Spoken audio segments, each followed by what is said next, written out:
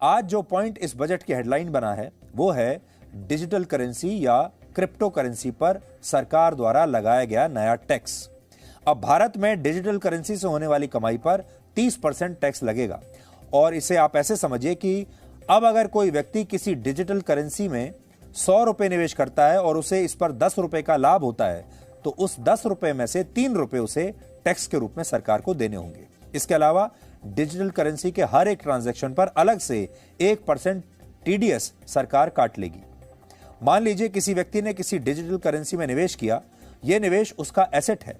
अब अगर यह व्यक्ति इस एसेट को किसी और को ट्रांसफर करता है तो उसे अलग से उस एसेट की कुल कीमत पर 1% के हिसाब से टीडीएस चुकाना होगा। टीडीएस का मतलब होता है टैक्स डिडक्शन एट सोर्स, यानी वो टैक्स जो किसी सोर्स पर लगाया जाता है। जैसे आपको हर महीने मिलने वाली तनख्वाह पर सरकार जो टैक्स लेती है वो टीडीएस होता है।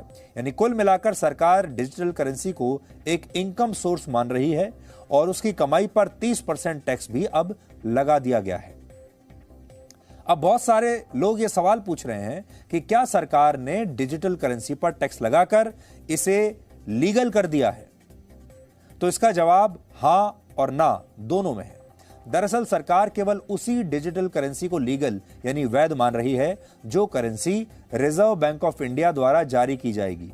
इसका मतलब यह हुआ कि अभी जो क्रिप्टो करेंसी है जैसे बिटकॉइन, उसे डिजिटल करेंसी नहीं माना जाएगा बल्कि उसे डिजिटल एसेट माना जाएगा। और अगर आपको यह सब जटिल लग रहा है तो आप इसे समझिए कि आप जो सोना जिस तरीके से रखते हैं या जो आपका घर है वो आपके एसेट है, वो आपकी संपत्ति है, ना कि करेंसी है। ठीक उसी तरह क्रिप्टो करेंसी भारत सरकार के लिए अब भारत सरकार उसको एक एसेट मान रही है, यानी संपत्ति मान रही है और इस पर लोगों से टैक्स लिया जाएगा, ठीक वैसे ही जैसे आप अपनी संपत्ति पर टैक्स देते हैं। इसलिए अगर आप ये सोच रहे हैं कि बिटकॉइन को लीगल मान लिया गया है तो यह तकनीकी तौर पर सही नहीं होगा, हालांकि लोग इसमें निवेश कर सकेंगे।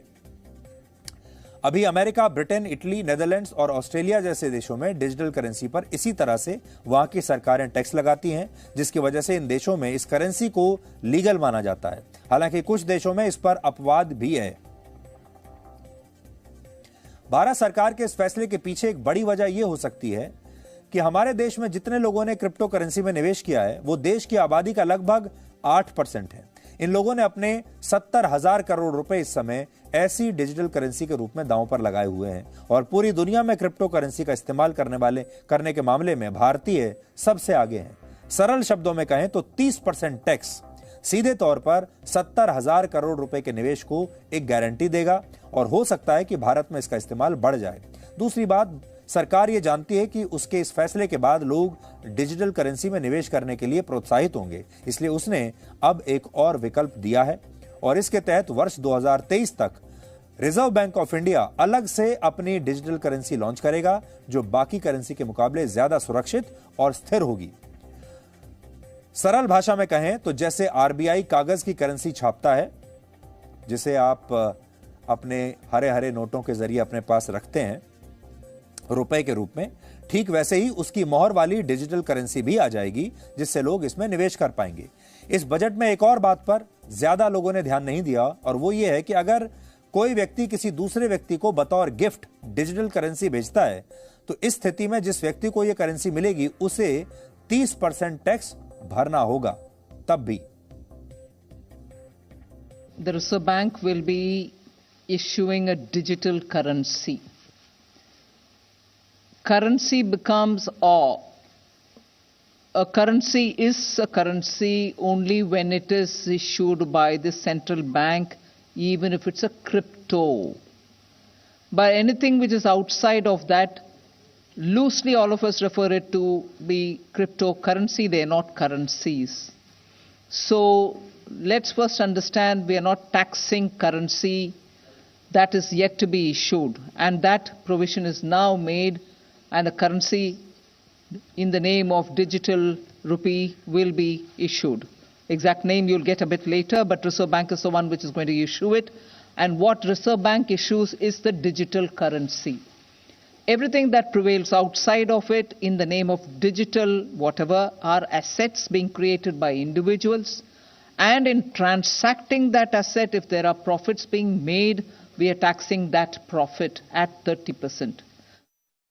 आज बहुत क्लियर कर दिया गया कि देखिए भाई, अगर आपके पास डिजिटल एसेट है, वर्चुअल एसेट है, इस पे 30% का टैक्स लगेगा। यानी जिसने भी पैसा कमाया और जो भी प्रॉफिट हो गया उस पर अब आपको टैक्स पे करना पड़ेगा। पहली चीज बहुत क्लियर। दूसरी चीज, अब इसमें ट्रैकिंग के लिए क्या किया, इसने कहा कि भाई अगर आप सेल करते हैं तो 1% का टीडीएस भी जमा करना पड़ेगा।